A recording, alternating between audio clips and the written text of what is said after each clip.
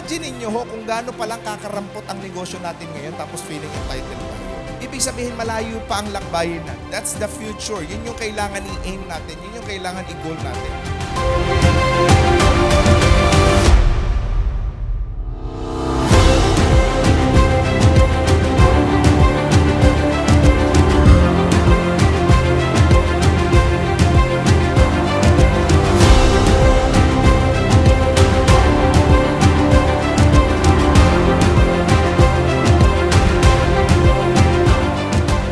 Hindi ko ma-imagine na nagkaroon akong new set of friends na pwede kong i-consider for life. Dahil sa pagmamahal, no, at suportahan. No? Pag merong nawawala, hinahanap, no, at pupuntahan, and ramdam yung pagmamahal. No? Irregardless kung may negosyo o wala. And I think that's the space that we all want. No? Ako negosyante kayo. Ang nakakatakot kasi maraming community na will appear to be helping one another. Pero ang nangyayari pala, nagkukuhaan lang ng negosyo. And I think I feel safe here. I feel blessed. At nag-10x din ang negosyo ko. No? Dahil simula nung naisala ako sa RDR Talks.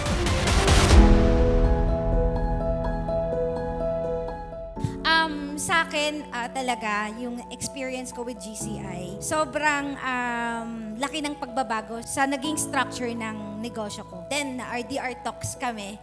So, overwhelming. Mas dumami pa yung mga branches namin. So, nung una, syempre, dami naming challenges na napagdaanan. Hindi pa ako part ng GCI noon. Pumunta talaga sila sa Tarlac, yung GCI family. Kasama si Coach Ross. Sabi nila sa amin, maging honest ka sa lahat ng mga nangyayari sa negosyo ninyo. Lahat, and not only yung achievements, kundi lahat ng problema. Then, nasabi namin lahat sa kanila.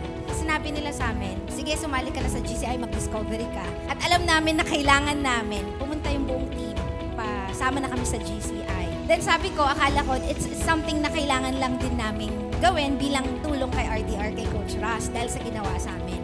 Pero hindi pala. Nagkaroon ng bagong structure yung negosyo namin. Ang na-realize namin, yung importance ng ginagawa namin, kailangan may purpose. I was invited by RDR to join GCI. Yung unang nasa isip ko was just to acquire more business, gather more money, gather more connection. But I was extremely shocked. Nung unang sharing namin, ang sinabi niya, dapat ang sharing natin, what can you contribute to the person in front of you? I was blown away. I said, what is this? Anong kulto to? Okay? Yun yung unang pumasok sa isip ko. It really resonated well with the values and morals that I currently have.